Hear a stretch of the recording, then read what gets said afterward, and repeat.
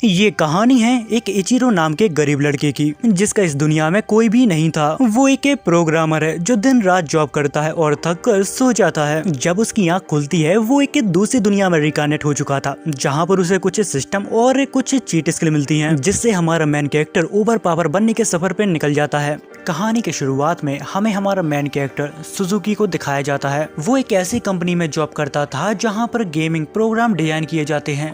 तभी उसके पास उसका एक मोटा दोस्त आता है। वो उसे बताता है कि हमें डेडलाइन खत्म होने से पहले इस गेम को कंप्लीट करना होगा। इतना कहने के बाद उसका दोस्त यहाँ से चला जाता है, जहाँ पर इचिरो को काम करते करते रात हो जाती है। जहाँ पर पूरी रात मेहनत करने के बाद इचिरो उस गेम को टेस्टिंग के लिए तैयार कर लेता है। काम खत्म होने के बाद वो यहाँ पर काफी थक जाता है, तो वो जाके ऑफिस में ही सो जाता है। जब उसकी आंख खुलती है तो वो एक अजीब सी ही दुनिया में आ गया था। वो अपने चारों तरफ देखता है, पर उसको समझ में नहीं आता कि आखिर वो इस समय कहाँ पर है। पहले उसे लगता है कि वो शायद सपना देख रहा है, पर जब वो अपने फोन को चेक करता है तो उसमें कोई भी नेटवर्क नहीं होता है। जिसके बाद वो फोन में अपना चेहरा देखता है और उसकी एक फोटो लेता है, जहाँ पर उसे पता चलता है कि अब उसकी एज काफी ज्यादा कम हो गई है।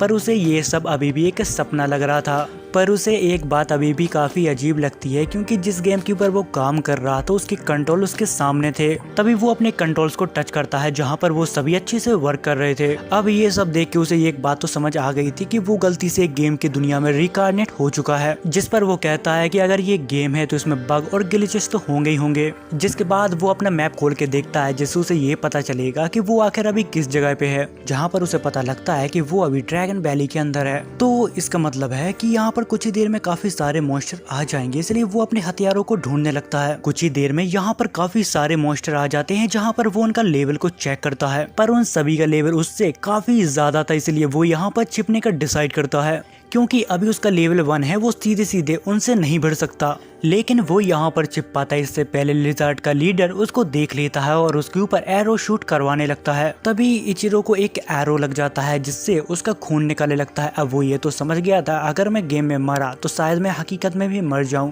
क्योंकि गेम के अंदर मुझे एक छोटी सी चोट से इतना ज्यादा दर्द हो रहा है जैसे कि वो एक असली दुनिया हो।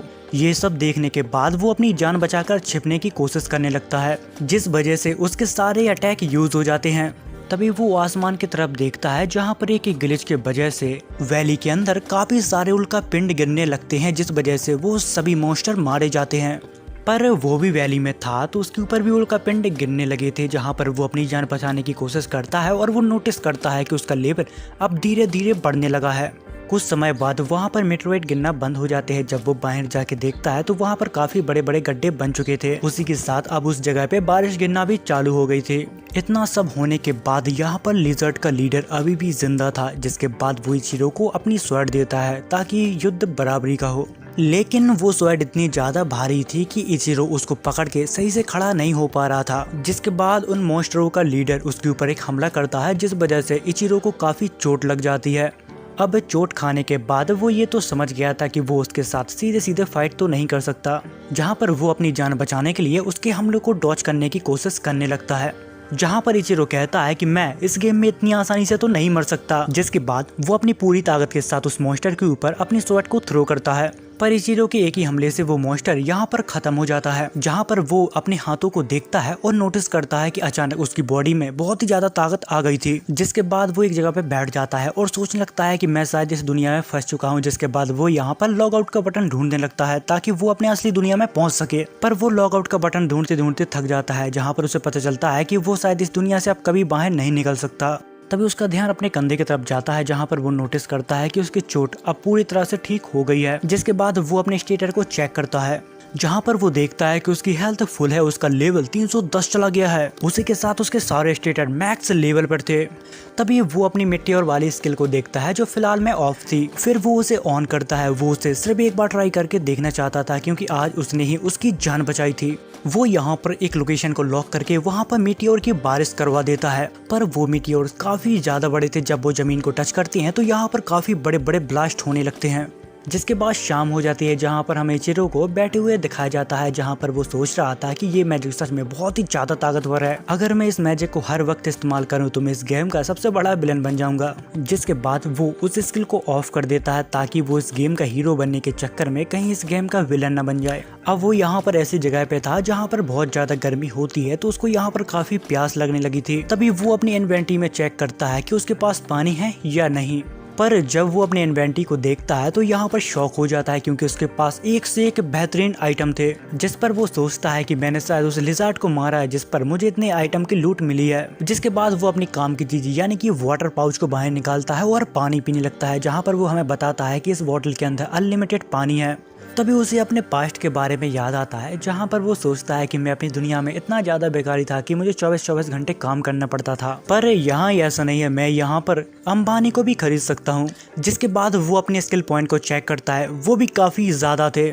जिसके बाद वो यहाँ पर कैंप फायर जला के यहीं पर आराम करने लगता है, क्योंकि अगले दिन शहर या विलेज के लिए उसको चलना था, इसलिए आराम तो बनता ही है। जिसके बाद अगले दिन जब वो मैप को देखता है तो उसे पता चलता है कि उसके काफी नजदीक एक टाउन है, जिसे देखकर वो कहता है कि ये जगह तो सच में बहुत ही ज्यादा खूबसूरत है। मुझे तो याद नहीं आ रहा कि मैंने आखिरी बार इतनी खूबसूरत जगह कब देखी थी। जिसके बाद वो दौड़कर वॉरियर टाउन पहुंच जाता है। वो जब अपने मैप खोल के देखता है तो वहाँ पर 100 से भी ज्यादा वॉरियर्स थे। तभी वो एक ड्रैगन को नोटिस करता है, तो उसे देखने के लिए वो भी हवा में चला जाता है, पर वो शायद भूल गया था कि वो एक परिंदा नहीं है। जिसके बाद वो सीधा ऊपर से जाके नीचे गिरता है, पर फिर भी उसको यहाँ पर बिल्कुल चोट नहीं लगती। तभी वो ड्रैगन के ऊपर एक पत्थर फेंक कर मारता है, जिस वजह से ड्रैगन के विंग्स में छेद हो जाता है। ये देख के वो ड्रैगन भी यहाँ से भाग जाता है। जिसके बाद यहाँ पे इचिरो कहता है, लगता है कि मैं इस दुनिया में ओवर पावर हो गया हूँ। तभी इचिरो अपना मैप खोल के देखता है, जहाँ पर उसे पता लगता है कि अब वो ड्रैगन वॉरियर्स की तरफ जा रहा है। अब वो सोचता है कि वो ड्रैगन मेरे वजह से गया है, इसलिए वो उन वॉरियर्स की मदद करने के लिए वहाँ पर जाने लगता है। जब वो वहाँ पर पहुँचता है तो देखता है कि यहाँ के सारे वॉरियर्स एक ड्रैगन के साथ लड़ने में काफी ज्यादा स्ट्रगल कर रहे हैं, पर वो वॉरियर्स यहाँ पर कुछ बोल रहे थे जहाँ पर इचिरो को उनकी लैंग्वेज समझ में नहीं आ रही थी। जिसके बाद इचिरो अपनी लैंग्वेज स्किल को अपग्रेड करता है। अब उसे उन सभी की भाषा समझ में आने लगी थी, जहाँ पर वो देखता है कि अब वो ड्रैगन यहाँ से डर के भागने लगा और उसके तरफ आने लगा। तभी उन वॉरियर्स का लीडर एक लड़की से कहता है, हमें इस ड्रैगन को यहाँ से भागने नहीं देना है, हम इसको यहीं खत्म कर देंगे। तभी वो लड़की उस ड्रैगन के ऊपर एक बहुत ही खतरनाक अटैक करती है, जिस वजह से वो भी यहाँ पर हवा में उड़ जाती है। तभी उसके दोस्त उसे बचाने की कोशिश करते हैं और वो लोग यहाँ पर नाकाम हो जाते हैं। तभी इचिरो बहुत ही तेजी से जाकर उसकी जान बचा लेता है। जिसके बाद इचिरो उस लड़की को आराम से नीचे लेकर आ रहा था, क्योंकि वो लड़की अपनी मैजिक से बहुत ही ज्यादा ऊपर उड़ चुकी थी। जब वो लड़की होश में आती है तो वो डर जाती है और वो इचिरो को जोर से पकड़ लेती है। तभी हमें इस लड़की का नाम पता चलता है, दरअसल इस लड़की का नाम ज़ैना है, जो कि एक टीनेजर नाइट है। जिसके बाद इचिरो उस लड़की को बचा के पहाड़ के ऊपर ले जाता है। जिसके बाद वो लोग एक दूसरे से बात करने लगते हैं। इतनी देर में ज़ैना को ढूंढते ढूंढते दो लोग यहाँ पर आ जाते हैं और वो दो लोग इचिरो से कहते हैं कि तुम उससे दूर हट जाओ, क्योंकि उन लोगों को इचिरो काफी अजीब आदमी लग रहा था। जिस पर इचिरो हंसने लगता है और उनसे कहता है कि अरे मुझसे डरो मत, मैं एक मर्चेंट हूँ। जिसे देखकर वो लोग बोलते हैं कि तुम झूठ बोल रहे हो, क्योंकि तुम्हारे पास तो कोई सामान ही नहीं है। जिसके बाद इचिरो अपनी झूठ बोलने की स्किल को मैक्स कर देता है। जिसके बाद वो यहाँ पर झूठ बोलता है और अपनी बातों में उलझा देता है और उन दोनों को शांत करवा देता है। जिसके बाद सीन शिफ्ट होता है, जहाँ पर इचिरो उन्हीं के साथ उनकी गाड़ी में जा रहा था। जिसके बाद हमें एक टाउन को दिखाया जाता है, जहाँ पर हमें इचिरो और जीना को दिखाया जाता है, जहाँ पर जीना उसे बार बार थैंक यू कह रही थी उसकी जान बचाने के लिए। जिसके बाद ज़ैना के दोस्त इचिरो को अपने साथ ले जाते हैं उसके नए पेपर बनाने के लिए, क्योंकि उसके पेपर्स कहीं खो गए थे। पर यहाँ पर सच्चाई तो ये है कि वो किसी को भी अपनी सच्चाई नहीं बता सकता कि वो दूसरी दुनिया से है, इसीलिए वो झूठ बोलता है कि वो एक मर्चेंट है और उसके पेपर्स कहीं खो गए हैं। जिसके बाद वो लड़की क्राफ्टमैन से कहता है कि मुझे इस लड़के के लिए नए पेपर्स बनाने हैं, जहाँ पर वो आदमी इचिरो से कहता है कि कोई दिक्कत नहीं, और वो उसे एक स्टोन पे हाथ रखने के लिए कहता है। जब वो वहाँ पर हाथ रखता है तो उसके सारे इंफॉर्मेशन और स्टेटस निकल के आ जाते हैं। जिसके बाद वो आदमी उसके लिए न्यू पेपर बना देता है और उसको दे देता है। जिसके बाद वो आदमी उसे एक स्टोन देता है और कहता है कि अगर तुम सिटी में कहीं भी जाओगे तो तुम्हें इसकी जरूरत पड़ेगी, इसलिए इसको कभी भी खोना मत। जिसके बाद वो दोनों वर्कशॉप से बाहर आ जाते हैं, जहाँ पर वो लड़की उसे बताती है कि यहाँ पर एक बहुत ही बेहतरीन रेस्टोरेंट है जिसका खाना बहुत ही टेस्टी है, और हाँ, अगर तुम्हें रहने के लिए कमरा चाहिए तो यहाँ पर रहने के लिए जगह भी काफी अच्छी है। जिसके बाद इचिरो उसकी बात मान जाता है और एक होटल में रुकने का डिसाइड करता है। तभी एक लड़की आती है और उसको पकड़ लेती है और वो लड़की कहती है कि तुम इस शहर के नहीं लग रहे हो, अगर तुम चाहो तो हमारे साथ रह सकते हो। जब वो लड़की उसे पकड़ के ले जा रही थी, जहाँ पर इचिरो उसकी प्रोफाइल को देखता है, जहाँ पर वो कहता है कि ये लड़की सिर्फ 13 साल की है, पर देखकर लगता नहीं है। जिसके बाद वो लड़की उसे एक होटल में ले जाती है, जहाँ पर इचिरो 10 दिन के लिए एक रूम को रेंट पर लेता है। जिसके बाद वो यहाँ पर खाने के लिए खाना भी ऑर्डर करता है। तभी उस शॉप की ओनर उस लड़की को डांटने लगती है। दरअसल उस लड़की का नाम मार्था है। जहाँ पर वो ओनर उससे कहती है कि तुम यहाँ पर खड़ी खड़ी क्या कर रही हो, तुमने अभी तक वो रूम साफ करके नहीं दिया। जिसके बाद मार्था यहाँ पर माफी मांगने लगती है और उस रूम को साफ करने के लिए चली जाती है। तभी वो ओनर उसे बताती है कि तुम्हारे आने से पहले यहाँ पर कुछ डरपोक मर्चेंट ठहरे हुए थे, क्योंकि पास में कुछ मीटियोर्स गिरे थे, जिस वजह से वो लोग डर गए थे और यहाँ पर रूम की हालत भी काफी खराब कर दी थी। और वो लोग यहाँ पर सभी को बताने लगे थे कि ये काम किसी डीमन लॉर्ड ने किया है। पर ये कैसे हो सकता है, क्योंकि 60-70 साल पहले एक हीरो ने एक डीमन लॉर्ड को हरा दिया था, तो वो डीमन लॉर्ड वापस नहीं आ सकता। वो लोग बात कर ही रहे होते हैं, इतनी देर में एक और क्लाइंट आता है, जिसके बाद वो और है तो उससे बात करने में व्यस्त हो जाती है।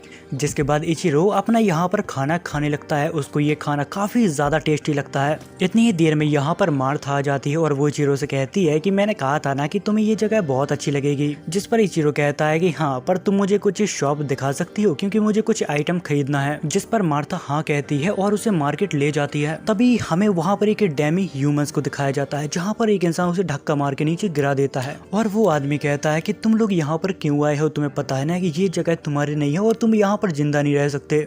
जिस पर इचिरो उस आदमी को समझाने लगता है कि देखो, जितना हक तुम्हारी इस दुनिया पर रहने का है उतना ही उनका भी है।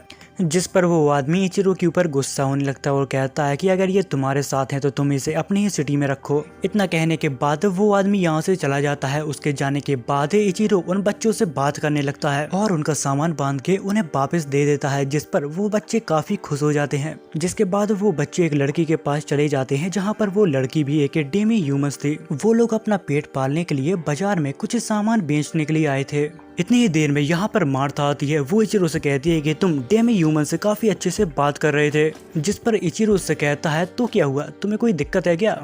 जिस पर मार्था उसे बताती है कि कुछ समय पहले यहाँ पर काफी सारे फार्मर आए थे ताकि वो अपनी फसलों को बेचकर एक अच्छी से जिंदगी स्टार्ट कर सके, पर डेमी ह्यूमंस ने उन बेचारों को मार डाला और उनको लूट लिया। जिसके बाद बात करते करते वो लोग यहाँ पर एक शॉप पर पहुँचते हैं, जहाँ पर काफी अनोखे मास्क मिल रहे थे। तभी इचिरो वहाँ से एक मास्क और एक विग को खरीद लेता है ताकि वो काम आने पर अपनी असलियत सभी से छुपा सके। जिसके बाद वो दोनों वापस होटल लौट आते हैं, जहाँ पर इचिरो मार्था से कहता है कि खाने में जो जो भी टेस्टी हो सब कुछ ले आओ। जिसके बाद मार्था उसके लिए काफी सारे खाने की चीजें ले आती है। यहाँ का खाना बहुत टेस्टी था, तो इचिरो यहाँ पर सब कुछ खा जाता है। जिसके बाद सीन शिफ्ट होता है, जहाँ पर इचिरो हमें बताता है कि आज उसने कुछ ज्यादा ही खा लिया, जिस वजह से उसका आज पेट दर्द दे रहा है। फिर वो अपने कुछ दिन पहले के हादसों के बारे में सोचता है और कहता है कि मुझे नहीं लगता कि ये ड्रीम है, ये तो मुझे एक नई दुनिया जैसी लग रही है। अगर वो यहाँ पर मरा तो वो शायद हकीकत में भी मर सकता है। तभी वो अचानक अपने रूम से बाहर निकल के यहाँ पर भागने लगता है और दूर जाके इस टाउन को ध्यान से देखता है, पर फिर भी उसे कुछ भी समझ में नहीं आ रहा था। जहाँ पर वो कहता है अगर मैं इस जगह से बाहर नहीं निकल सकता तो मुझे यहाँ पर रहने में कोई दिक्कत नहीं है। ये दुनिया मेरी दुनिया से तो बहुत अच्छी है, क्योंकि मेरी दुनिया में ऐसा कोई नहीं था जो मेरा इंतजार करे या फिर मेरी चिंता करे, पर यहाँ पर मैं आजाद हूँ, मैं जो चाहूँ वो कर सकता हूँ। जिसके बाद हमें अगले दिन का सीन दिखाया जाता है, जहाँ पर मार्था इचिरो को सुबह से जगाती है और कहती है तुम्हें तैयार हो जाना चाहिए, तुमसे मिलने तुम्हारी गर्लफ्रेंड आई है। ये सुनने के बाद वो काफी शॉक हो जाता है, क्योंकि वो तो यहाँ पर किसी को जानता भी नहीं। इतनी ही देर में यहाँ पर ज़ेन आ जाती है और वो उसे गुड मॉर्निंग कहती है, जहाँ पर इचिरो उससे कहता है कि तुम यहाँ पर क्यों आई हो। जहाँ पर वो बताती है कि आज मेरी छुट्टी है, तो मैंने सोचा कि हम लोग कहीं घूमने चलते हैं। जिसकी बात इचिरो मान जाता है और उसके साथ घूमने के लिए चला जाता है। जेना उसका खाने का शौक देखकर उसे अलग अलग शॉप पर ले जाती है, जहाँ पर वो दोनों काफी एंजॉय करते हैं। तभी इचिरो ज़ेरा से पूछता है कि आखिर तुम अपने विंड मैजिक को इतनी अच्छी तरह से इस्तेमाल कैसे कर लेती हो। जिस पर ज़ेना उसे बताती है कि विंड मैजिक इतना भी आसान नहीं है, मैंने उसकी बचपन से प्रैक्टिस की है। जिसके बाद वो दोनों घूमते घूमते मिलिट्री वॉल पर पहुंच जाते हैं। यहाँ पर कोई आम इंसान तो नहीं आ सकता, लेकिन ज़ेना यहाँ पर मिलिट्री में है तो उसको किसी ने रोका नहीं। जिस पर इचिरो कहता है कि मुझे ऐसी जगह बहुत पसंद है जहाँ से मैं सभी नज़ारों को एक साथ देख सकूँ। तभी जीना कहती है कि इसे देखने के बाद हम मिलिट्री टावर की तरफ चलेंगे। उसी के साथ मैं तुम्हें चर्च भी दिखाना चाहती हूँ। जिसके बाद वो दोनों चर्च पहुंचते हैं, जहां पर ज़ेना उसे डीमन लॉर्ड और हीरो की फाइट के बारे में बताती है। उसी के साथ वो उसी की पेंटिंग भी दिखाती है, जहां पर एक हीरो डीमन लॉर्ड के साथ फाइट कर रहा था। उसी के साथ वो ये भी बताती है कि इस स्वॉर्ड का नाम है होली स्वॉर्ड। अगर कोई हीरो इसे चलाता है तो वो ऑटोमेटिक ब्लू कलर की हो जाती है। तभी इचिरो उससे पूछता है कि अगर कोई इंसान जो हीरो ना हो, अगर वो उस स्वॉर्ड को चलाएगा तो क्या होगा। जिस पर ज़ेना उससे कहती है कि शायद वो इंसान उस स्वॉर्ड को अपने पूरी ताकत के साथ इस्तेमाल ना कर पाए। वो लोग बात कर ही रहे होते हैं, इतनी ही देर में उस चर्च की वहाँ पर प्रेस्टिस आ जाती है और वो उन दोनों को बताते हैं कि हर कोई होली स्वॉर्ड को नहीं चला सकता, सिर्फ वही चला सकता है जिसको स्वयं गॉड ने चुना हो। जिसके बाद वो दोनों चर्च के बाहर आ जाते हैं, वो अपने घर पे जाने की तैयारी करने लगते हैं। तभी इचिरो अपने हीरो टाइटल को इन्वेंटरी में ढूंढने लगता है, क्योंकि उसके पास बहुत सारे टाइटल हैं, जिसमें से काफी सारे टाइटल तो गॉड किलर नाम से थे। जिसे देखकर वो कहता है कि ये कैसे हो सकता है, मैं तो अभी तक किसी भी गॉड को नहीं मारा। जब वो इन्वेंटरी में चेक करता है तो उसको पता लगता है जब उसने मिट्योर की बारिश करवाई तो वहीं पर एक गॉड दब के मर गया था। जिस पर वो सोचता है कि अब मैं ये काम दोबारा नहीं करूंगा जिससे गॉड मारे जाएं और लोग मुझे इंसानियत का दुश्मन समझने लगे। जिसके बाद वो लोग कार्ट में बैठकर मिलिट्री टावर की तरफ जाने लगते हैं। तभी ज़ेना उसे एक छोटे से टावर को दिखाती और कहती है कि आज से 2 साल पहले एक छोटे ड्रैगन ने उसे तोड़ दिया था, पर उसे टावर का नुकसान ज्यादा नहीं हुआ क्योंकि वो एक छोटा ड्रैगन था। लेकिन आज से 40 साल पहले यहाँ पर एक बहुत ही बड़ा ड्रैगन आया था, जिसने बाहर की बॉल को पूरा तोड़ के रख दिया था और उसके वजह से यहाँ पर काफी तबाही भी मची थी। तभी हमें यहाँ पर कुछ लोगों की भीड़ दिखाई जाती है, जहाँ पर एक आदमी उन सभी को यहाँ पर बहकाने की कोशिश कर रहा था।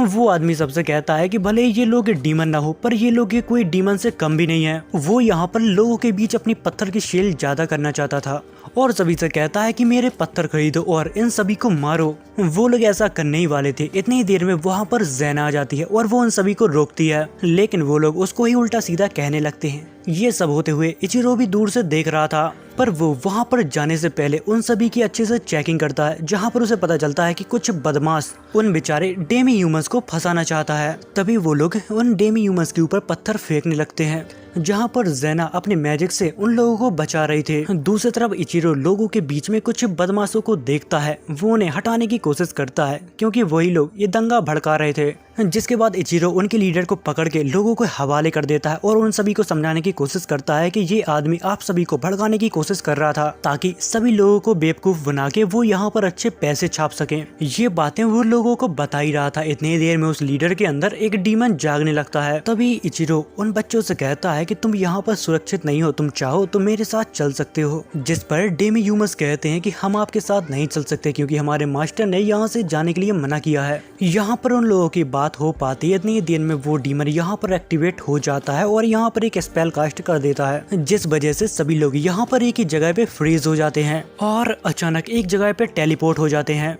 थोड़े समय बाद इचिरो को यहाँ पर होश आता है। उसको समझ नहीं आ रहा था कि आखिर वो किस जगह पे है और इतनी ही देर में यहाँ पर एक डीमन की आवाज सुनाई देती है। वो कहता है कि अब तुम सभी लोग यहाँ पर मारे जाओगे। जहाँ पर इचिरो पहले अपने मन को शांत करता है और यहाँ से निकलने की तरकीब बनाने लगता है। जिसके बाद वो यहाँ पर डेमी ह्यूमंस से बात करने की कोशिश करता है और उन्हें अपना नाम बताता है। जिसके बाद वो लोग अपना नाम बताते हैं, पर उनका नाम यहाँ पर काफी अजीब साउंड कर रहा था। जिसके बाद इचिरो उनको एक नया नाम देता है। जिसके बाद वो उन लोगों को खाना देता है, पानी देता है और काफी सारे आइटम देता है। उन लोगों को इतना खुश देखकर उसे अपने रिलेटिव के बारे में याद आने लगता है, क्योंकि उसके रिलेटिव काफी अच्छे थे, उसकी हमेशा मदद करते थे। जिसके बाद वो यहाँ पर मैप को खोल लेता है और यहाँ से बाहर निकलने का रास्ता ढूंढने लगता है। और हाँ, उन तीनों का नाम उसने लीजा, पोची, तामा रखा था। उसने यहाँ से निकलने की पूरी प्लानिंग कर ली थी। जिसके बाद वो लीजे को यहाँ पर एक स्वैड देता है।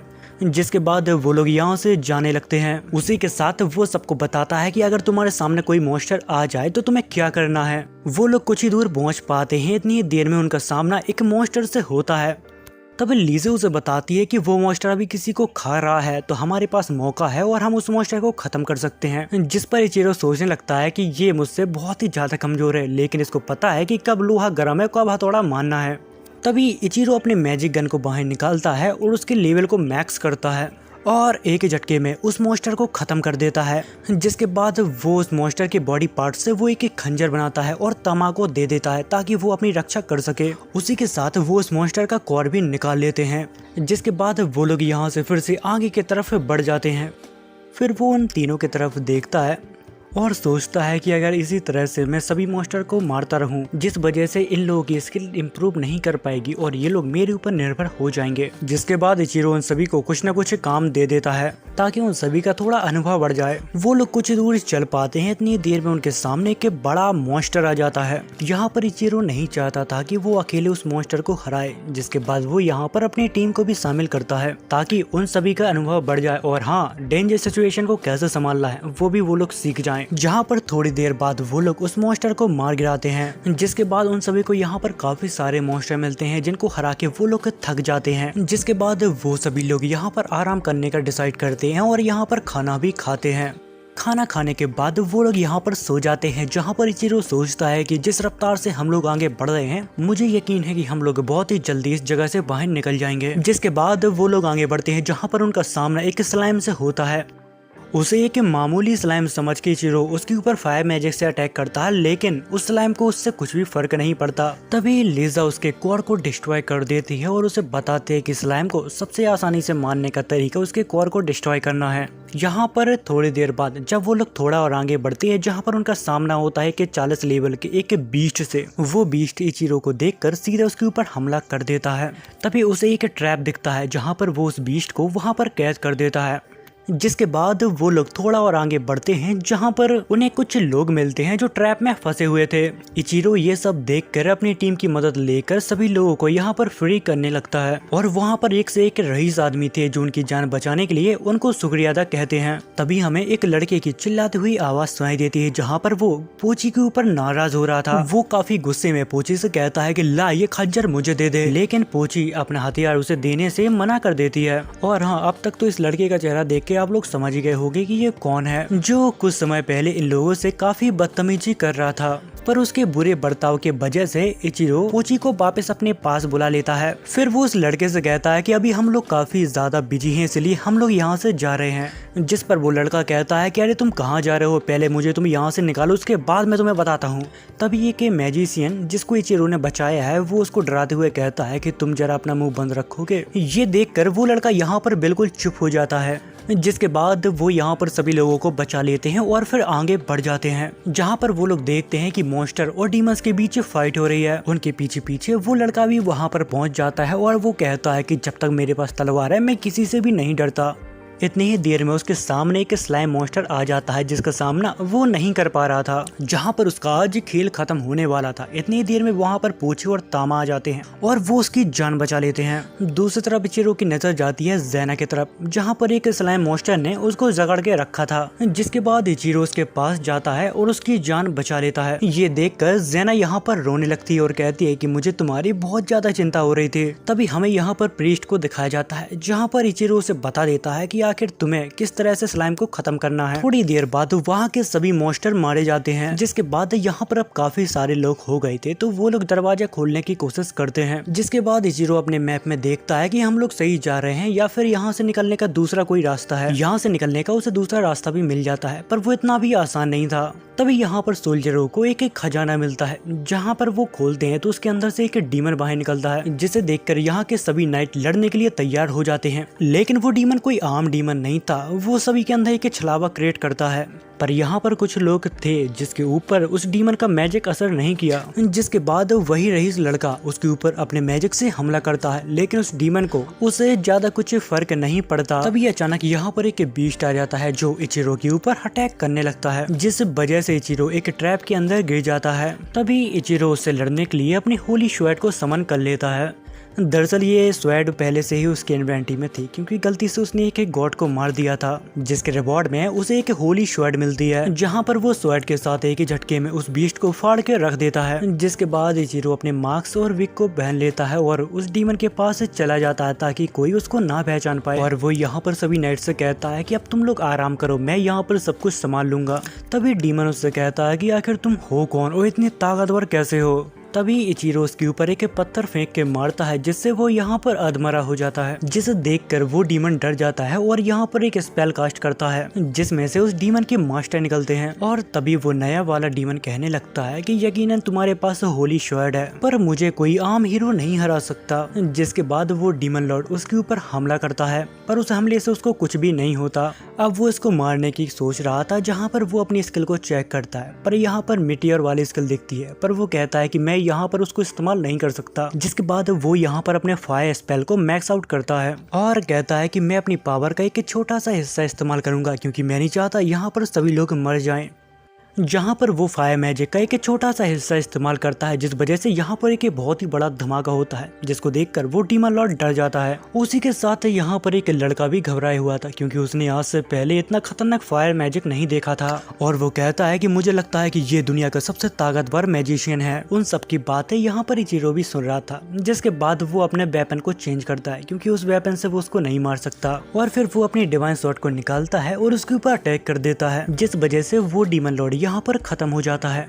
जिसके बाद सीन कट होता है जहाँ पर वो सभी लोग अब उस भूल भुलैया से बाहर निकल आए थे और फिर तभी वहाँ पर वही मार्केट वाला लड़का आ जाता है। वो तामापोची से माफी मांगता है अपने रूड व्यवहार के लिए। तभी ये कि हबीबी इचिरो को अपने पास बुलाता है और तामापोची को उसको सौंप देता है और कहता है कि आज से ये मेरे पास गुलाम नहीं रहेंगे, आज से ये दोनों आजाद हैं। ये सुनकर वो दोनों यहाँ पर काफी खुश हो जाती हैं। उसी के साथ वो हबीबी कहते हैं कि हमारे पास और भी काफी सारे डेमी ह्यूमंस हैं, तुम चाहो तो उनको भी आजाद करवा सकते हो। तभी अंदर से दो स्लेब बाहर निकलती हैं। एक का नाम लुलू और दूसरे का नाम आरिसा था। जहाँ पर आरिसा कहती है कि आपने हमारी जान बचाई इसलिए आज से इचिरो सामा मैं आपकी हूँ।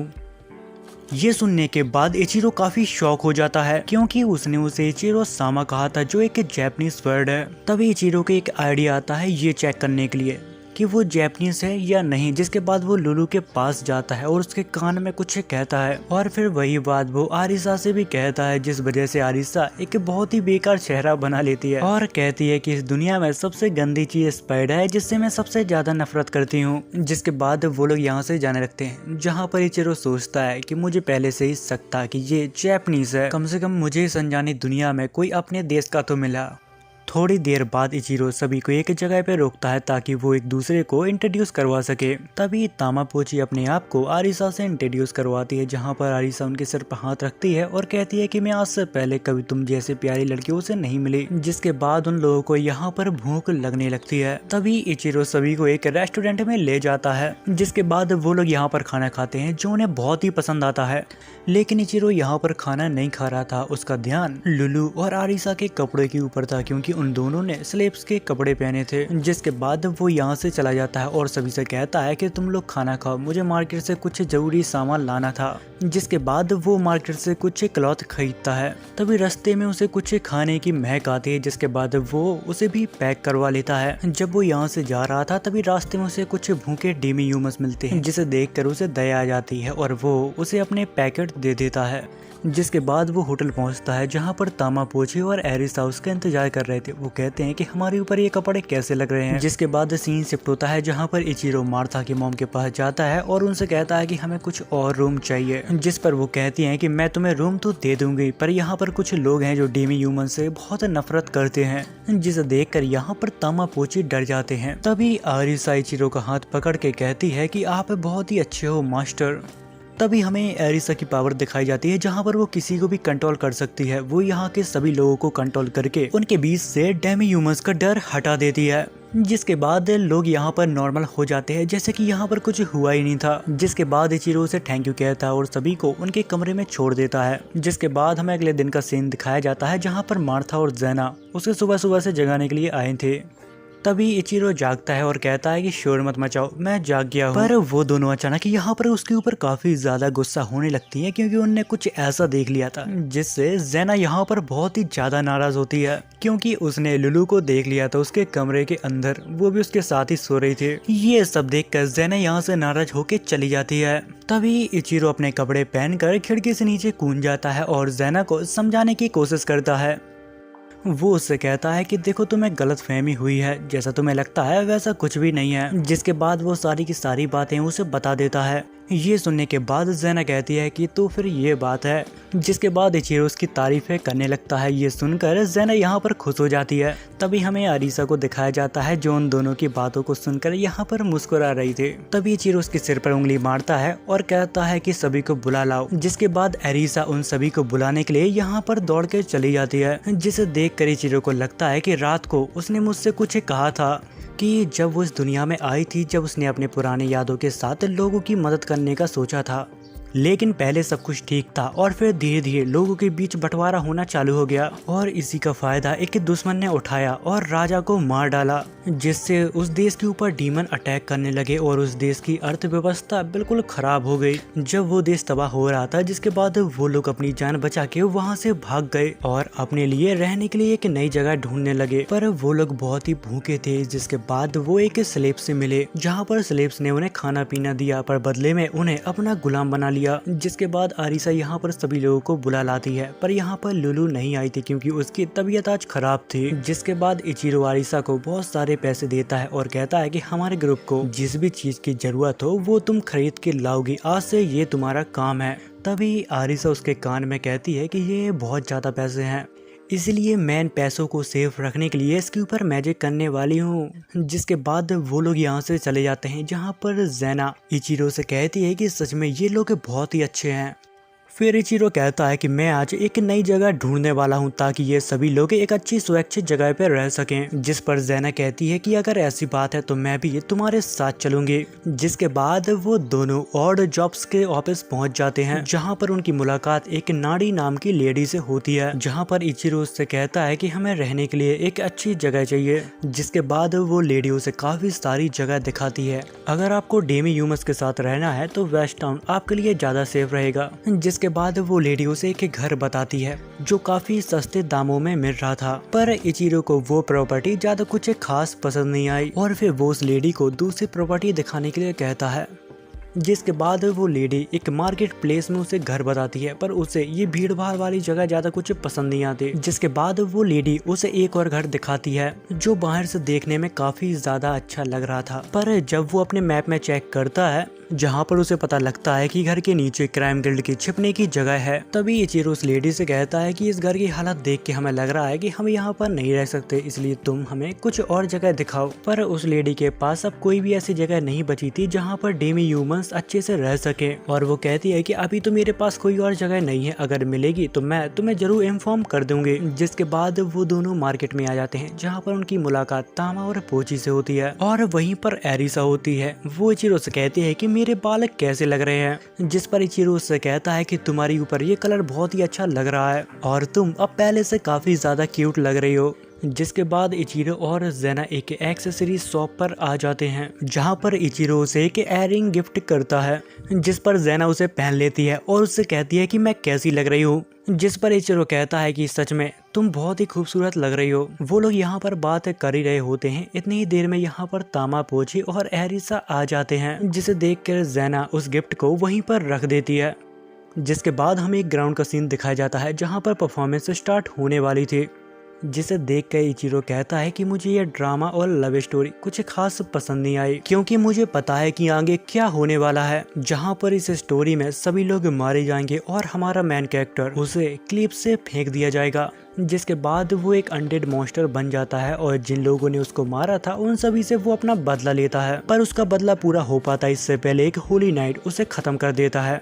जिसके बाद वो शो यहाँ पर एंड होता है, जिसको देखकर ज़ेना यहाँ पर रोने लगती है। जिसके बाद सीन कट होता है। तभी इचिरो और ज़ेना कहीं पर जा रहे थे, तभी उनकी मुलाकात ज़ेना के दोस्तों से होती है जिनकी हालत काफी खराब होती है, जिस पर वो लोग बताते हैं कि हम काफी सारे एंट से लड़े थे जिस वजह से हमारी हालत ये हो गई है। तभी यहाँ पर तामा पोची आती हैं, वो उसके पास एक मरी हुई आंट लेकर आई थी, जिसे देख कर इचिरो यहाँ पर सतर्क हो जाता है। वो जब अपने मैप में चेक करता है तो उसके आसपास काफी सारे दुश्मन हो जाते हैं, इसलिए वो सभी से कहता है कि तैयार हो जाओ। इतनी ही देर में उस टाउन की वार्निंग बेल बजने लगती है और फिर थोड़ी देर बाद सिटी के अंदर काफी सारी एंट आने लगती है, जिसे देख के इचिरो कहता है कि ये है काफी सारी पर इनका लेवल काफी ज्यादा कम है उसी के साथ कुछ एंट तो अचानक टाउन के अंदर आते ही नीचे गिरने लगती है, जिस पर अरीसा कहती है लगता है ये मेरे बैरियर मैजिक का कमाल है। तभी इचिरो यहाँ पर सभी को लड़ने के लिए तैयार करता है, जिसके बाद वो सभी लोग मिलकर यहाँ पर एंट्स को मारने लगते हैं। तभी इचिरो यहाँ पर एक घर का दरवाजा देखता है जो टूटा हुआ था, जिसे देखकर वो समझ जाता है कि यहाँ पर एंट्स ने हमला किया था। जिसके बाद वो घर के अंदर चला जाता है और सभी एंट को खत्म कर देता है। पर इस वजह से यहाँ पर एंट का पॉइजन फैल गया था और ये घर किसी और का नहीं वही नाड़ी का है जो कुछ समय पहले उसे घर दिखा रही थी। तभी एक लड़की नाड़ी को वहाँ से बाहर निकाल लेती है। दरअसल वो उसकी मैनेजर है और उसका लेवल 20 है। जिसके बाद इचिरो घर से बाहर निकलता है और देखता है कि सभी लोगों ने मिलकर उन सभी आंट को मार दिया। जिसके बाद हमें मोटेल का सीन दिखाया जाता है जहाँ पर उन सभी ने आज बहुत अच्छा काम किया था, इसलिए इचिरो ने उन सभी को अपनी तरफ से पार्टी दी थी। तभी वो नोटिस करता है कि लुलू की अभी भी काफी तबीयत खराब है। खाना खाने के बाद इचिरो उसके लिए दवा लेने के लिए निकल जाता है। तभी एक पंख उड़ते हुए उसके पास आता है, जहाँ पर वो देख के काफी हैरान था कि इतना अजीब किस चीज का पंख है। उसी के साथ उसे अंधेरे में कुछ शैडो दिखाई देती हैं जो किसी को चोट पहुंचा रही थी। जहाँ पर बिना वक्त को जाया करे इचिरो उस मॉन्स्टर के ऊपर अटैक करता है। बदले में वो शैडोज भी उसके ऊपर अटैक करती हैं, पर वो कुछ ही देर में उन सभी शैडो मॉन्स्टर को हरा देता है। जिसके बाद वो उसके पास जाता है जिसे वो शैडो परेशान कर रही थी। वो उससे कहता है कि तुम ठीक हो ना, जिस पर वो रेड कहता है कि तुम सच सच बताओ कि तुम हो कौन। जिस पर वो कहता है कि ये तुम क्या कह रहे हो, मैंने तो तुम्हें बचाया है। जिस पर वो कहता है कि मैं शायद जिंदा ना बच पाऊं पर तुम प्लीज प्रिंसेस को बचा लो। जिसके बाद सीन कट होता है। वो ऑड जॉब के ऑफिस के बाहर खड़ा था, पर काफी रात हो गई थी तो सभी लोग सो गए थे, इसलिए कोई दरवाजा नहीं खोल रहा था। जिसके बाद वो अपने मैजिक से यहाँ पर एक की बनाता है। वो वहाँ का दरवाजा खोलकर उन दोनों को वहाँ पर आराम करने के लिए कहता है, बट उन दोनों के शोर के वजह से यहाँ पर मैनेजर और नाड़ी जाग जाते हैं और देखने के लिए आ जाते हैं कि आखिर माजरा क्या है। जिस पर इचिरो से कहता है कि मैं तुम्हें डिस्टर्ब नहीं करना चाहता था, पर ये देखो ये शायद तुम्हें जानता है। जब मैनेजर उसे देखती है तो पहचान लेती है कि ये रेड आर्मी का मार्क्स है और वो कहता है कि रेड हेड के अलावा मैंने यहाँ पर किसी और को भी बचाया है। पर मैनेजर उसे देखकर चौंक जाती है क्योंकि वो एक एल्फ थी, बिल्कुल मैनेजर की तरह। पर जब वो उसे ध्यान से देखती है तो वो समझ जाती है कि ये तो प्रिंसेस मिया है और वो कहती है कि चाहे कुछ भी हो जाए हमें इसे बचाना ही होगा। तभी प्रिंसेस अपनी आंखों को खोलती है, वो इचिरो को देखती है और कहती है ये तो बहुत अच्छा है और फिर सो जाती है। जिसके बाद नाड़ी और इचिरो उसके लिए दवा लेने के लिए चले जाते हैं। जिसके बाद सीन कट होता है।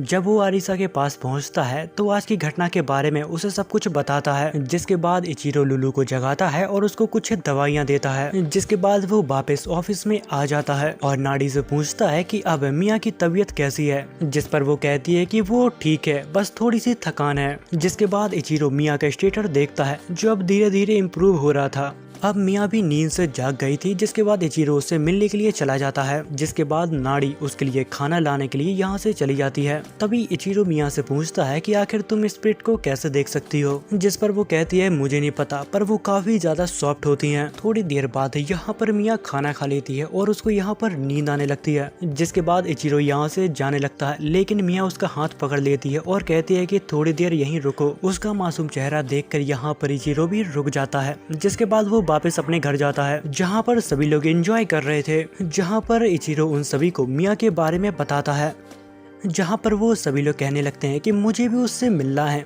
जिस पे इचिरो उनसे कहता है कि हाँ तुम उससे मिल सकती हो, पर ध्यान रखना वो एक प्रिंसेस है।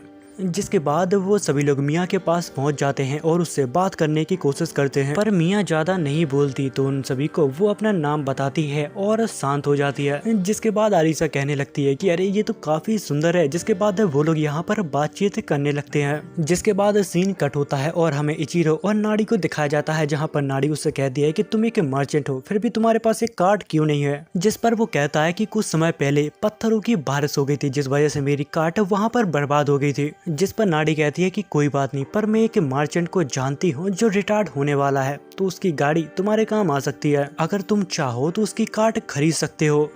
जिसके बाद वो अपनी इन्वेंटरी को खोलता है और कुछ गोल्ड कॉइन एक बैग में भर के उसे दे देता है।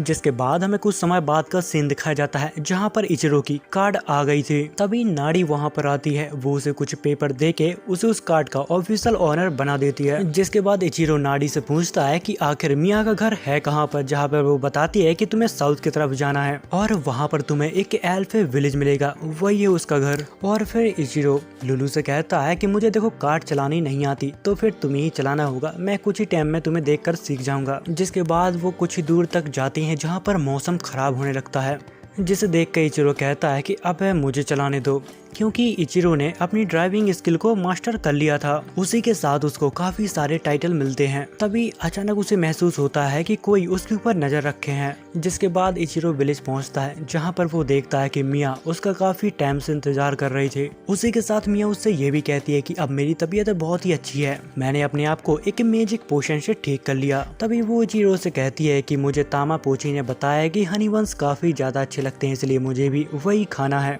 तभी उसे फिर से महसूस होता है कि कोई उसे देख रहा है। जिसके बाद वो अपने आसपास देखने लगता है। तभी उसको एक उल्लू दिखता है, जिसे देख के वो समझ जाता है कि ये मेरा पीछा कर रहा है। जिसके बाद वो मैनेजर से मिलने के लिए वहां पर चला जाता है। तभी इचिरो उस रेड कमांडर से पूछता है कि आखिर मिया के साथ क्या हुआ था, जहां पर वो रेड बताता है कि मिया को कुछ लोगों ने किडनैप किया, जिसके बाद उन्होंने एक अंधेरी जगह पे उसे बंद कर दिया था, पर पता नहीं कैसे वो वहां से बाहर निकल आई। फिर उसने कहानी अपनी रेड मार्क्स को बताई और फिर हम सभी ने उसकी मदद की। तभी उन लोगों को नीचे से कुछ लोगों की चिल्लाने की आवाज आने लगती है, जिस वजह से मैनेजर वहां पर देखने के लिए जाने लगती है। लेकिन इचिरो जब अपने मैप में देखता है तो वहां पर कोई भी नहीं होता। जिसके बाद इचिरो बच्चों के पास जाता है क्योंकि बाहर का मौसम खराब था। जिसके बाद वो यहाँ पर बच्चों को कहानियां सुनाने लगता है। तभी वहाँ पर मिया आती है, वो सभी को एक कहानी सुनाने वाली थी, जहाँ पर कहानी थंडर स्ट्राइक और ड्रैगन के बारे में थी।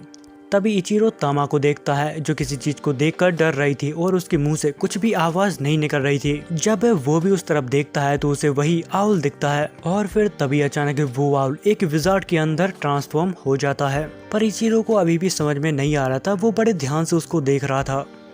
अब उस विजार्ड को देखकर यहाँ पर सभी लोग उससे लड़ने के लिए तैयार हो जाते हैं, पर वो लोग विजार्ड के ऊपर हमला कर पाते इससे पहले विजार्ड उन सभी को फ्रीज कर देता है। बट इचिरो उसके मैजिक से बहुत ही जल्दी बाहर निकल जाता है, जिस पर वो डीमन कहता है कि तुम काफी ताकतवर लग रहे हो, तुम मेरे हमले से काफी आसानी से बाहर निकल आए। तभी इचिरो उसके प्रोफाइल को चेक करता है ये जानने के लिए कि आखिर वो कौन है, जहाँ पर उसे पता चलता है कि वो एक अनडेड किंग है, पर सिर्फ 41 लेवल का। और फिर उसी के साथ वो अनडेड उसे ये भी कहता है कि मैं मिया को अपने साथ यहाँ से ले जाने के लिए आया हूँ। जिस पर इचिरो कहता है कि अगर तुम मिया को अपने साथ ले जाना चाहता है तो फिर कोशिश करके देख ले। ये बात सुनकर अनडेड को यहाँ पर काफी गुस्सा आ जाता है और वो अपनी शैडो की मदद से यहाँ पर इचिरो को उल्टा लटका देता है। और फिर अचानक इचिरो यहाँ पर उसकी पकड़ से बहुत ही आसानी से आजाद हो जाता है, जिस वजह से अरीसा को भी यहाँ पर टाइम मिल जाता है अपना अटैक को फुल चार्ज करने के लिए। जिसके बाद अरीसा अनडेड के ऊपर अपना अटैक छोड़ देती है, जिस वजह से यहाँ पर रोशनी ही रोशनी हो जाती है। थोड़ी देर बाद जब सभी लोग खुश हो जाते हैं, जब वहाँ से चमक हटती है, तब हमें दिखता है कि उस अनडेड किंग को यहाँ पर कुछ भी नहीं हुआ। वो उसके इतने पावरफुल अटैक को बहुत ही आसानी से सरवाइव कर गया। तभी वो अनडेड किंग यहाँ पर मिया को पकड़ता है और एक पोर्टल में डालने लगता है और कहता है कि तुम लोगों की वजह से मेरे यहाँ पर काफी समय बर्बाद हो गया। और यहाँ से जाते जाते वो सभी को धमकी देता है, अगर तुम्हें मिया को बचाना है तो क्रीडल पे आ जाना। इतना कहने के बाद वो भी यहाँ से चला जाता है। उसी के साथ इचिरो सभी से कहता है कि तुम लोग अपना ख्याल रखना, मैं मिया को बचा कर आता हूँ। इतना कहने के बाद वो एक पोर्टल में कूद जाता है, जहाँ पर वो एक ऐसी जगह पे पहुँचता है जहाँ पर चारों तरफ सिर्फ अंधेरा ही अंधेरा था। जिसके बाद वो अपना मैप खोलता है, पर उसका मैप यहाँ पर वर्क नहीं कर रहा था। यहाँ पर कुछ देर बाद वो अचानक किसी दूसरी जगह पे टेलीपोर्ट कर जाता है और वो अपने सामने अनडेड किंग को देखता है, जहाँ पर अनडेड किंग काफी घबरा जाता है और उससे कहता है कि ये तो असंभव है, आखिर तुम इस जगह पे कैसे आ गए। जिस पर इचिरो कहता है कि मेरे पास एक एम्बलेट है, जिस वजह से तुम्हारा मैजिक मेरे ऊपर काम नहीं करेगा। तभी इचिरो उसके ऊपर हमला करने के लिए आगे बढ़ता है, पर यहाँ पर वो अनडेड किंग उसको वापस से क्रीडल के स्टार्ट में भेज देता है। वो कहता है कि कोई भी यहाँ पर इतनी जल्दी नहीं आ सकता, शायद इसने चीटिंग की है, इस वजह से उसने क्रीडल के स्टार्ट में उसे भेज दिया था। जब वो वापस से स्टार्टिंग में पहुंचता है, जहाँ पर वो सोचता है कि मुझे चाहे कुछ भी हो जाए, मुझे मिया को बचाना ही होगा। और वो हमें ये भी बताता है कि ये काफी मुश्किल होने वाला है, क्योंकि यहाँ पर 200 से ज्यादा फ्लोर्स हैं। जिसके बाद इचिरो क्रीडल के अंदर चला जाता है, जहाँ पर उसका सामना बहुत सारे मॉन्स्टरों से होता है। वो उनसे लड़ता है और और आगे बढ़ता रहता है। चलते चलते वो एक ड्राइड के पास पहुंच जाता है, जहां पर वो ड्राइड उससे एमपी मांगने लगती है क्योंकि वो उसके साथ फाइट नहीं कर सकती। उसके पास सिर्फ टेलीपोर्ट की पावर है, जहां पर इचिरो ने उसे काफी सारा मैजिक दे दिया था। जहां पर वो उससे पूछती है कि आखिर तुम्हें कहां पर जाना है, जिस पर इचिरो कहता है कि मुझे टॉप फ्लोर पे जाना है जहां पर बॉस है, जिस पर वो ड्राइड कहती है कि मैं वहां पर तुम्हें नहीं पहुंचा सकती, मेरी पावर की लिमिट सिर्फ 100 ही फ्लोर तक सीमित है, अगर तुम्हें उससे ऊपर भी जाना है तो तुम्हें फिर से मुझे ढूंढना होगा और माना को देना पड़ेगा। जिसके बाद वो लड़की इचिरो को 100 फ्लोर पर टेलीपोर्ट कर देती है। जब वो वहां पर पहुंचता है तो शॉक हो जाता है क्योंकि वो एक गार्डियन का फ्लोर था और वहां पर काफी ज्यादा गार्डियंस भी थे। उसी के साथ उन सभी की रक्षा करने के लिए एक बड़ा सा आयरन गोलेम था। तभी वो गार्डियंस लड़कियां वो उससे कहती है कि तुम यहाँ पर पहुंच गए हो तो इसका मतलब तुम काफी ताकतवर हो, पर यहाँ पर उसका सबसे बड़ा खतरा गोलेम था। तो वो गोलेम की कमजोरियां यहाँ पर ढूंढने लगता है। तभी इचिरो अपनी गन निकाल के उस गोलेम के सिर पर शूट करता है, जिस वजह से वो गोलेम यहाँ पर हार जाता है। गोलेम के हार जाने के बाद वो गार्डियंस यहाँ पर प्लान बनाने लगते हैं इचिरो को हराने का। जिसके बाद यहाँ से 3 लड़कियों में से 2 लड़की यहाँ से भाग जाती हैं, पर यहाँ पर तीसरी लड़की इचिरो के साथ फाइट करती है, पर इचिरो एक ही झटके में उसको यहाँ पर बेहोश कर देता है। जिसके बाद वो उसको बेड पर लेटा देता है और उसके रूम को एक्सप्लोर करने लगता है। तभी उसको नजर जाती है कि यहाँ पर भी एक ड्राइड होगा। जिसके बाद वो उसे ढूंढने के लिए निकल जाता है। ढूंढते ढूंढते उसको एक ड्राइड मिल भी जाती है, पर वो यहाँ पर काफी ज्यादा कमजोर थी। जिसके बाद इचिरो से पानी पिलाता है और फिर वो थोड़ी देर में यहाँ पर वापस तंदुरुस्त हो जाती है। जिसके बाद वो ड्राइड उससे मैजिक पावर मांगने लगती है और इचिरो भी उसको मैजिक पावर दे देता है। जिसके बाद वो ड्राइड अब विश पूरी करने के लिए तैयार हो चुकी थी, जहां पर इचिरो उससे कहता है कि मुझे टॉप फ्लोर पर टेलीपोर्ट कर दो, जहां पर वो ड्राइड उसे टॉप फ्लोर पर टेलीपोर्ट कर देती है। थोड़ी समय बाद वापस इचिरो की मुलाकात उस अनडेड किंग से होती है, जहां पर वो अनडेड कहता है कि तुम कोई मर्चेंट नहीं हो, तुम एक लेजेंडरी वॉरियर हो। जिसके बाद वो किंग अपनी एक बहुत ही भयंकर स्वॉर्ड निकालता है और कहता है कि अगर तुम यहाँ पर आ गए हो तो इसका मतलब ये नहीं है कि तुम मुझसे जीत जाओगे, और अगर तुमने मुझे हरा दिया तो ये स्वॉर्ड तुम्हारी हो जाएगी, पर उससे पहले तुम्हें यहाँ पर काफी सारे लोगों से लड़ना होगा और हो सकता है कि वो तुमसे काफी ज्यादा स्ट्रॉन्ग हो। अनडेड किंग के कहने के बाद यहाँ पर काफी सारे गार्डियंस और काफी सारे गोलेम भी आ जाते हैं, पर जब इचिरो उनकी पावर लेवल को चेक करता है तो वो काफी ज्यादा कम होती है। जिसके बाद वो भी उन सभी गोलेम से लड़ने के लिए तैयार हो चुका था। जिसके बाद वो अपनी फाइटिंग स्किल को मैक्स करता है और सीधा उस गोलेम के ऊपर अटैक कर देता है। उसी के साथ उसे उन सभी के साथ फाइट करने में अपने ज्यादा एफर्ट नहीं लगाने पड़ रहे थे। और फिर कुछ ही देर बाद यहाँ पर इचिरो सभी को हरा देता है। उनमें से सिर्फ एक लड़की को होश था, जहाँ पर इचिरो एक ही पंच में उसको भी सुला देता है, पर सोते सोते वो कहती है प्लीज मेरी मास्टर की आखिरी विश पूरी कर देना। जिसके बाद वो इस स्टेज को क्लियर कर लेता है और अनडेड किंग के पास पहुंच जाता है, जिसे देखकर वो अनडेड किंग काफी शॉक होता है और रिवॉर्ड के रूप में उसे शॉट देता है। उसी के साथ वो हंसती हुई कहता है कि मैं काफी लंबे समय से किसी ऐसे को ढूंढ रहा था जो मुझे मार सके। तभी अनडेड किंग उसे बताता है कि मैंने एक समय पे बहुत सारे लोगों को मारा था, वो सब मैंने इसलिए किया था क्योंकि उन सभी ने मेरी मासूम फैमिली को मार दिया था, जिस वजह से भगवान ने उसे हमेशा के लिए श्राप दे दिया और वो एक अनडेड बन गया, इसलिए तुम मुझे मार डालो, मैं अब इस जिंदगी में नहीं रहना चाहता। जिसके बाद इचिरो स्वॉर्ड को बाहर निकालता है जो यहाँ पर काफी ग्लो कर रही थी। वो एक ही झटके में उस अनडेड किंग को यहाँ पर खत्म कर देता है, पर वो मरते समय अनडेड यहाँ पर काफी ज्यादा खुश था क्योंकि उसे लग रहा था कि अब वो शायद अपनी फैमिली से वापस मिल पाएगा। अनडेड के मर जाने के बाद इचिरो को यहाँ पर एक टाइटल मिलता है, उसके साथ उसे एक रिंग भी मिलती है। तभी इचिरो को याद आता है कि किंग के मर जाने के बाद थोड़ी देर बाद ये जगह तबाह हो जाएगी। तभी वो यहाँ पर सभी को इकट्ठा करने लगता है ताकि वो सभी को एक साथ यहाँ से टेलीपोर्ट कर सके। तभी इचिरो को एक और लड़की के बारे में याद आता है जो नीचे बेहोश पड़ी हुई थी, अगर ये जगह तबाह होगी तो वो भी यहाँ पर दब के मर जाएगी। जिसके बाद इचिरो उसे लेने के लिए यहाँ से कूद जाता है। जब वो उस लड़की के पास पहुंचता है तो उसे अपने कंधों पे उठाता है और ड्राइड के पास जाता है ताकि वो जल्द से जल्द यहाँ से टेलीपोर्ट कर सके। जिसके बाद वो लोग डील करते हैं और वो लड़की उन्हें नीचे ले जाती है। उसी के साथ वो लड़की उससे ये भी कहती है कि तुम्हें यहाँ से जल्द निकल जाना चाहिए क्योंकि यहाँ पर एक सॉल्ट की वेव आ रही है। पर इचिरो उससे कहता है कि इस वेव से तुम्हें भी नुकसान पहुंच सकता है, पर वो लड़की कहती है कि जब तक यहाँ पर पेड़ है मुझे कुछ भी नहीं हो सकता। जिसके बाद इचिरो यहाँ से बहुत ही स्पीड में भागने लगता है, पर सॉल्ट वेव भी उसके तरफ काफी स्पीड से आ रही थी। जिसके बाद वो उसके ऊपर हमला करने लगता है ताकि उसको उस वेव से थोड़ा समय मिल पाए और वो यहाँ से बाहर निकल पाए। जिसके बाद इचिरो उस लड़की को लेकर एक सुरक्षित जगह पे पहुंच जाता है, जहाँ पर वो देखता है कि उस वेव की वजह से क्रेडल गिरने लगा है। तभी हमें उन लोगों को दिखाया जाता है जो सभी लोग मिलकर इचिरो का इंतजार कर रहे थे, पर फॉग होने के कारण वो उसको नहीं देख पा रहे थे। पर जब वो नजदीक आता है तो यहाँ पर आरिसा जब उसे देखती है तो यहाँ पर रोने लगती है। और यहाँ पर बाकी के गार्डियंस भी अपने दोस्त को देखकर यहाँ पर काफी खुश थे। तभी वो लोग अपने मास्टर के बारे में उससे पूछते हैं, जहाँ पर इचिरो उन्हें एक रिंग देता है और कहता है कि तुम्हारे मास्टर अब इस दुनिया में नहीं रहे। जिस पर वो लोग अपने घुटने पर बैठ जाते हैं और इचिरो से कहते हैं कि आज से आप ही हमारे मास्टर हो। उसी के साथ वो लड़कियां कहती हैं कि हमें बस एक काम है, क्योंकि ये रिंग हमारे पुराने मास्टर की वाइफ की है, इसलिए हमें उनके वाइफ की ग्रेव के पास इसे छोड़कर आना होगा। जिस पर इचिरो कहता है कि तुम्हें जहाँ जाना है तुम चली जाओ, क्योंकि मैं तुम्हारा मास्टर नहीं हूँ, मुझसे पूछने की कोई जरूरत नहीं है। पर वो लोग यहाँ पर रॉक पेपर सीजर खेलने लगते हैं, क्योंकि जो इसमें हारा वो यहाँ पर रुकेगा। जहाँ पर एक नाना नाम की लड़की हारती है इचिरो ने, जिसकी जान बचाई थी। जिसके बाद इचिरो अपने दोस्तों को लेकर टाउन की तरफ जाने लगता है। जब वो सभी लोग टाउन में पहुंचते हैं तभी ज़ैना इचिरो से मिलने के लिए आती है। ज़ैना यहाँ पर उसे देखकर रोने लगती है और कहती है कि मुझे तुम्हारी बहुत चिंता हो रही थी। तभी इचिरो ज़ैना से कहता है कि मुझे तुमसे एक जरूरी बात करनी है, मैं कुछ ही समय बाद यहाँ से जाने वाला हूँ, क्योंकि मुझे मिया को उसके विलेज छोड़ने जाना है। ये सुनकर ज़ैना उदास हो जाती है, पर इचिरो कहता है कि तुम उदास मत हो, जब मैं वापस आऊंगा तो तुम्हें सुनाने के लिए मेरे पास काफी सारी कहानियां होंगी। जिसके बाद हमें अगले दिन का सीन दिखाया जाता है, जहां पर इचिरो मिया को लेकर उसके विलेज के लिए निकल गया था। तभी अचानक ज़ैना आ जाती है और वो इचिरो को बात करने के लिए रोक लेती है। जहां पर ज़ैना उससे कहती है कि मैं भी तुम्हारे साथ चलना चाहती थी, पर मेरा भी एक परिवार है, जब मेरा भाई फैमिली का हेड बन जाएगा तो मैं तुम्हारे साथ जरूर चलूंगी। दरअसल ज़ैना यहाँ पर उसको गुड बाय कहने के लिए आई थी। जिसके बाद इचिरो भी यहाँ से चला जाता है।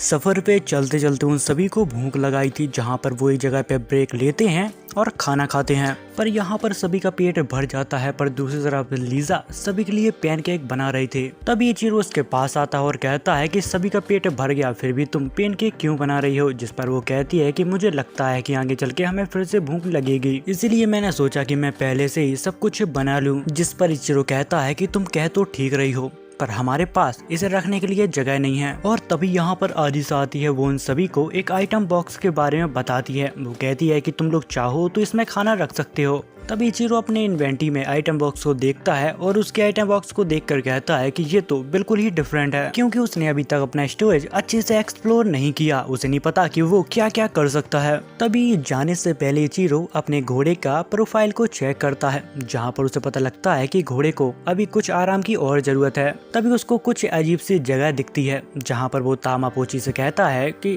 ये जगह कौन सी है, और वो उनसे कहता है कि अगर तुम दोनों चाहो तो ये जगह थोड़ी देर के लिए घूम सकती हो। जैसे सुनकर वो दोनों यहाँ पर बहुत खुश हो जाते हैं। तभी उन दोनों के पीछे एरिसा भी चली जाती है और तभी इचिरो कहता है कि तुम लोग वहाँ पर खूब मजे करना, जब जाने का वक्त होगा मैं तुम्हें बुला लूंगा। तभी इचिरो एक जगह पे बैठ जाता है। इतनी देर में वहाँ पर एरिसा आती है और वो इचिरो से कहती है कि तुम जल्दी मेरे साथ चलो। जिसके बाद एरिसा उसे एक अजीब जगह पे ले जाती है, जिसे देख के इचिरो कहता है कि ये काफी अजीब है, मैंने ऐसी जगह कहीं ना कहीं तो देखी है।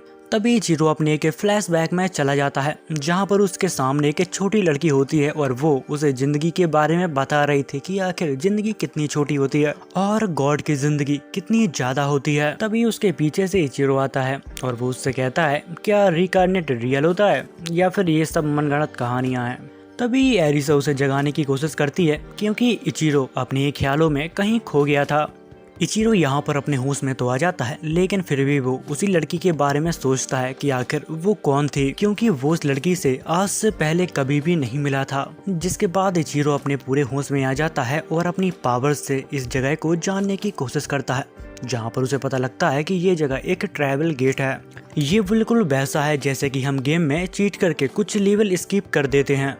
तभी एरिसा उससे कहती है क्या तुम इसको ठीक कर सकते हो। जिस पे इचिरो कहता है कि नहीं, मैं इसको ठीक नहीं कर सकता। इतना कह के वो यहाँ से चला जाता है। जिसके बाद इचिरो मैजिक सीखने की कोशिश करने लगता है। उसी के साथ वो कुछ नए मैजिक बनाने की भी सोचता है, लेकिन उसको कुछ भी हाथ नहीं आता। तभी उसकी नज़र मैप पर जाती है और वो देखता है कि उसके आसपास कोई ऐसा है जिसको वो बहुत अच्छे से जानता है, जहाँ पर थोड़ी देर बाद उसे समझ में आ जाता है कि ये सभी तो रैटमैन है। जिसके बाद इचिरो रैटमैन से मिलने के लिए जाता है, जहाँ पर सभी रैटमैन उसको शुक्रिया अदा करते हैं प्रिंसेस की जान बचाने के लिए। जिसके बाद वो रैटमैन कहते हैं कि हमें एक जरूरी काम है, इसलिए हमें यहाँ से जाना होगा। जिस पर इचिरो कहता है कि कोई बात नहीं, हम लोग कल मिलते हैं। जिसके बाद हमें रात का सीन दिखाया जाता है जहाँ पर इचिरो एक जगह पे बैठा था। तभी वो अपनी इन्वेंटरी को चेक करता है जहाँ पर वो सोचता है कि मेरी इन्वेंटरी ज़्यादा बेस्ट है या फिर आरिसा का आइटम बॉक्स। जिसके बाद वो बहुत सारी चीज़ों को निकालता और रखता है और अपने इनबॉक्स को चेक करने लगता है, जहाँ पर वो अपने आइटम बॉक्स के अंदर एक जलते हुए कागज को डालता है और थोड़ी देर बाद निकालता है, जहाँ पर उसकी आग अब बुझ जाती है। जिसे देखकर वो समझ जाता है कि मेरी इन्वेंटरी आरिसा के आइटम बॉक्स से बहुत अच्छी है। जिसके बाद हमें अगले दिन का सीन दिखाया जाता है जहाँ पर वो सभी लोग फिर से अपने सफर पे निकल जाते हैं, जहाँ पर उनकी मुलाकात फिर से उन रैटमैन से होती है। जिसके बाद वो सभी लोग मिलकर रैटमैन के ग्रेव पर आते हैं। वो रैटमैन जिसने अपनी जान कुर्बान कर दी मिया की जान बचाने के लिए। जिसके बाद मिया उसके ग्रेव के पास जाती है और उसको शुक्रिया अदा कहती है। उसी के साथ मिया यहाँ पर प्रे भी करती है ताकि उसकी आत्मा को शांति मिले। तभी उसके प्रेयर के वजह से यहाँ पर वो ट्री ग्लो करने लगता है। जिसके बाद वो लोग आगे बढ़ जाते हैं जहाँ पर वो देखते हैं कि एक इंसान एक औरत को परेशान कर रहा है। तभी इचिरो उसका चेहरा देखता है जहाँ पर लीसे उससे कहती है कि इससे तुम्हें संभल के रहना होगा क्योंकि ये बुरा आदमी है। क्योंकि मैं इससे एक बार सिटी में मिली थी जहाँ पर ये मेरे पैसे टैक्स के नाम पर छीनने की कोशिश कर रहा था। जहाँ पर थोड़ी देर बाद वो आदमी यहाँ से चला जाता है। जिसके बाद इचिरो उन लोगों के पास जाता है और उनको एक मैजिक पोशन देता है क्योंकि उन सभी की हालत काफी खराब थी और वो जल्दी से जल्दी रिकवर हो जाएं। जिसके बाद वो दोनों उसे शुक्रिया अदा कहते हैं और यहाँ से चले जाते हैं। जिसके बाद हमें यहाँ पर उन सभी को दिखाया जाता है वो सभी यहाँ पर आराम करने के लिए रुके थे। तभी यहाँ पर सभी लोग एंजॉय कर रहे थे, पर यहाँ पर आरिसा और इचिरो मैजिक पोशन बनाने की कोशिश कर रहे थे। थोड़ी समय बाद इचिरो यहाँ पर एक बहुत ही अच्छी पोशन बनाता है जिससे इंसान की हेल्थ बहुत ही जल्दी रिकवर हो जाए। जिसके बाद वो एक वायल उठाता है ताकि वो उस पोशन को उसमें स्टोर कर सके। तभी वो उसके नीचे देखता है तो वहाँ पर एक मैजिक सर्कल बना होता है।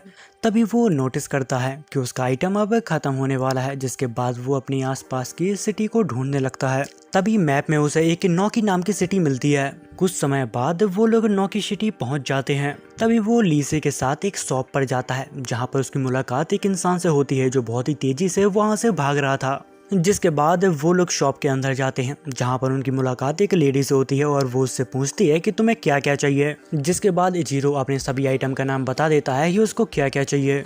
जिस पर वो लेडी कहती है कि मुझे माफ़ करना, मैं तुम्हें ये सभी सामान दे देती पर तुमसे पहले जो इंसान आया था वो सभी आइटम को लेकर चला गया। जिसके बाद इचिरो शॉप से बाहर निकलता है और लीसे से कहता है कि तुम यहाँ से अभी जा सकती हो, मैं थोड़ी देर में आता हूँ। जिसके बाद हमें रात का सीन दिखाया जाता है जहाँ पर इचिरो अपनी जेब से कुछ निकालता है जो कुछ मैजिक स्क्रॉल थे जो उसने उस शॉप से बाय किए थे। जिसके बाद वो यहाँ पर जल्दी जल्दी मैजिक सीखने लगता है। जिसके बाद वो यहाँ पर घूमने लगता है ताकि अपने मैप को अच्छे से अनब्लॉक कर सके। तभी वो चलते चलते एक बाउंड्री को क्रॉस कर लेता है और तभी उसको मैप में पता चलता है कि कुछ लोग उसका पीछा कर रहे हैं। तभी अचानक वो सभी लोग इचिरो के ऊपर हमला करने लगते हैं। वो उसके हमले से बचता है और उनसे बात करने की कोशिश करता है, लेकिन वो लोग नहीं सुनते और उसके ऊपर लगातार हमले करते रहते हैं। तभी इचिरो को उन सभी लोगों के साथ एक लड़की दिखाई देती है जहाँ पर इचिरो उनसे कहता है कि देखो मेरे ऊपर हमला मत करो, मुझे तुम लोगों से नहीं लड़ना। लेकिन वो लड़की इचिरो की बात नहीं सुनती और उसके ऊपर लगातार हमले करती रहती है और वो कहती है कि मेरा मैजिक तुम्हारे ऊपर असर क्यों नहीं कर रहा। जहाँ पर उस लड़की को लगने लगता है कि वो अब उससे हार जाएगी। जिसके बाद वो अपने मास्टर को यहाँ पर बुलाती है। वो एक विच होती है। वो इचिरो से बहुत ही रिस्पेक्ट से बात करती है और अपना नाम बताती है। वो सब उसने इसलिए किया था क्योंकि इचिरो के पास एक बहुत ही काम की चीज है। जिसके बाद विच इचिरो को एक जगह पे ले जाती है और वहाँ पर उससे कहती है कि मुझे माफ करना, हम लोगों ने आपको बिना ही जाने आपके ऊपर हमला करना चालू कर दिया। जिस पर इचिरो से कहता है कि अरे ऐसी कोई भी बात नहीं है, मैं तो बस यहाँ पर घूमने के लिए आया था। फिर उन दोनों की बात हो जाती है जहाँ पर वो विच अपने स्टूडेंट से कहती है क्या तुमने वो पोशन बना लिया। तभी इचिरो उस विच से पूछता है कि आखिर आप इतने सारा पोशन का क्या करोगे। जिस पर वो विच कहती है कि हम इसे सीसी में भर के बेचते हैं। जिसके बाद विच के साथ इचिरो वहाँ से बाहर निकलता है और विच उसके लिए रास्ता बना देती है ताकि वो उस जंगल से आसानी से बाहर निकल पाए। जिसके बाद सीन कट होता है जहाँ पर इचिरो एक जगह पे बैठकर कॉफी पी रहा था, जहाँ पर उसकी नज़र दो लोगों के ऊपर जाती है जहाँ पर वो आपस में झगड़ रहे थे। तभी यहाँ पर एक आदमी आ जाता है जिसका इचिरो काफी टाइम से वेट कर रहा था, जहाँ पर इचिरो काम के बारे में उससे पूछता है, जहाँ पर वो कहता है कि ये काम इतना भी आसान नहीं है, अगर तुम्हें वॉइस बनाना सीखना है तो तुम मेरे यहाँ पर सीख सकते हो। जिसके बाद फिर से इचिरो उन दोनों को देखने लगता है, वो जितना भी उनको देखता है उसको वो लोग उतने ही अजीब लगते हैं। तभी कुछ देर में यहाँ पर मिया, नाना और एरिसा आ जाते हैं, जिसके बाद वो इचिरो को अपने साथ ले जाते हैं। तभी वो मैप में नोटिस करता है जहाँ पर कुछ लोग उनका पीछा कर रहे थे, पर वो कुछ ही देर में समझ जाता है कि वो सभी लोग विच के स्टूडेंट हैं। जिसके बाद सीन कट होता है जहाँ पर हमें ईना यानी कि उस विच के स्टूडेंट को दिखाया जाता है जहाँ पर कुछ लोग उसका पीछा कर रहे थे। तभी वहाँ पर इचिरो आ जाता है और वो ईने से कहता है कि तुम यहाँ से जाओ, मैं इन सबको संभाल लूंगा।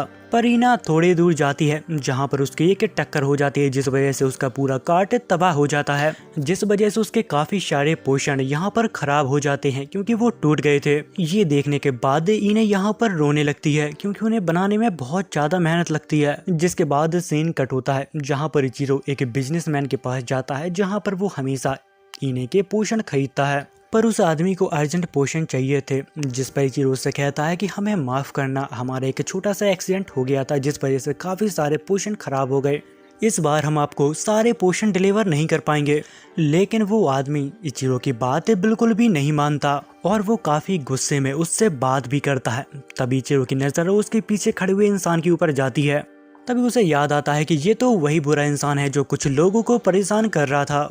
तभी वो आदमी कहता है कि हमारे बीच एक समझौता हुआ था, अगर तुम लोग उसको डिलीवर नहीं कर पाओगे तो हम ये समझौता कैंसिल करते हैं। अगर तुम लोग शाम होने से पहले 300 पोषण लेके आओगे तो ये डील कहीं नहीं जाएगी और हमारा ट्रस्ट तुम्हारे ऊपर और बढ़ेगा। अगर तुम लोग ऐसा नहीं कर पाए तो हमें ये डील तोड़नी होगी। पर थोड़ी देर बाद यहाँ पर इचिरो को सब कुछ साफ साफ समझ में आ जाता है। उसे याद आता है कि कैफे के अंदर ये दोनों ही थे जो आपस में झगड़ रहे थे और किसी डील को कैंसिल करने की कह रहे थे। इसका मतलब ये सब इन्हीं का प्लान था। जिसके बाद इचिरो अपनी स्किल को और भी ज्यादा इम्प्रूव करता है और उन सभी से थोड़ी समय की डिमांड करता है ताकि वो सभी पोषण को कंप्लीट करके इन्हें दे पाए।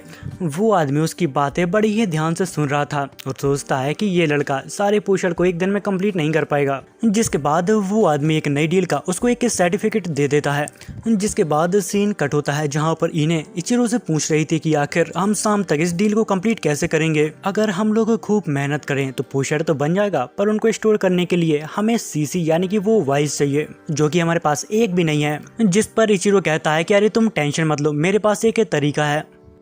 जिसके बाद इचिरो उसी इंसान के पास जाता है जो उसे कल मिला था, पर वो आदमी उसे मना कर देता है और कहता है कि इतनी सारी बोतल बनाने में काफी टाइम लगता है, ये नामुमकिन है एक दिन में। और वो आदमी उसकी मदद करने से मना कर देता है।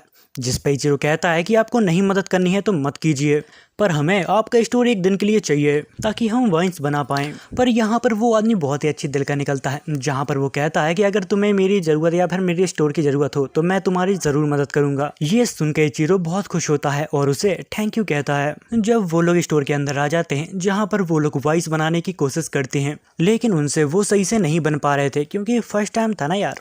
और तभी हमें इचिरो को दिखाया जाता है जिसने कुछ ही समय में यहाँ पर काफी सारे वाइस बना दिए थे, लेकिन उनको सूखने में काफ़ी टाइम लगता है। जहाँ पर मिया अपने मैजिक पावर से उन्हें सुखा रही थी ताकि काम जल्दी से जल्दी हो जाए। जहाँ पर शाम तक उनका सभी काम खत्म हो जाता है और वो सब अब फ्री हो चुके थे।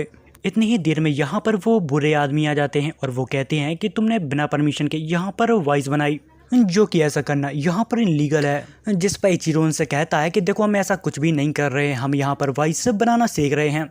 पर वो बुरा आदमी उसकी बात नहीं सुनता और यहाँ पर चीज़ों को तोड़ने के लिए कह देता है। थोड़ी देर बाद यहाँ पर आरिसा उन टुकड़ों को उठाती है और कहती है कि ये तो हमारे नहीं है। जिस पर इचिरो कहता है कि मुझे पता था कि कुछ ऐसा हो सकता है, इसीलिए मैंने उस वॉइस को ऐसी जगह पर छुपा दिया था जहाँ पर कोई भी उसे ना ढूंढ पाए। जहाँ पर आरिशा कहती है कि आखिर ये कौन सी जगह है जहाँ पर तुमने ये सब छुपा दिया। तभी इचिरो अपनी इन्वेंटरी को खोलता है और सभी बोतल को बाहर निकालता है। जिसके बाद सीन कट होता है जहाँ पर हमें उसी आदमी को दिखाया जाता है, जहाँ पर वो आदमी इचिरो से कहता है कि तुम लोग यहाँ पर क्यों आए हो, क्या तुमने 300 बोतल कंप्लीट कर ली है क्या। जिसके बाद इचिरो उस आदमी के पास जाता है और उन्हें डिलीवरी रसीद दे देता है। ये सब देखकर वो काफ़ी शॉक हो जाता है कि आखिर इस लड़के ने ये ऐसा कैसे कर दिया। हमने तो इसकी सारी बोतलों को तोड़वा दिया था। फिर वो आदमी इचिरो को इग्नोर करने लगता है ताकि जल्द से जल्द शाम हो जाए और उसको साइन ना करना पड़े और ये डील यहीं पर कैंसिल हो जाए। तभी इचिरो उसकी चाल को समझ जाता है और यहाँ पर थोड़ी देर बाद यहाँ पर एक दूसरा आदमी आ जाता है और वो आदमी कहता है कि रहने दो, वो आदमी बहुत घमंडी है, मैं तुम्हारे पेपर पर साइन कर देता हूँ। क्योंकि वो आदमी भी एक काउंट था और वो आदमी कहता है कि तुम्हारे वजह से किंगडम के लोगों को काफ़ी दिक्कत का सामना करना पड़ा और तुम काफ़ी बुरे इंसान भी हो। और वो काउंट कहता है कि इसलिए मैं चाहता हूँ कि तुम यहाँ से फटाफट निकल जाओ।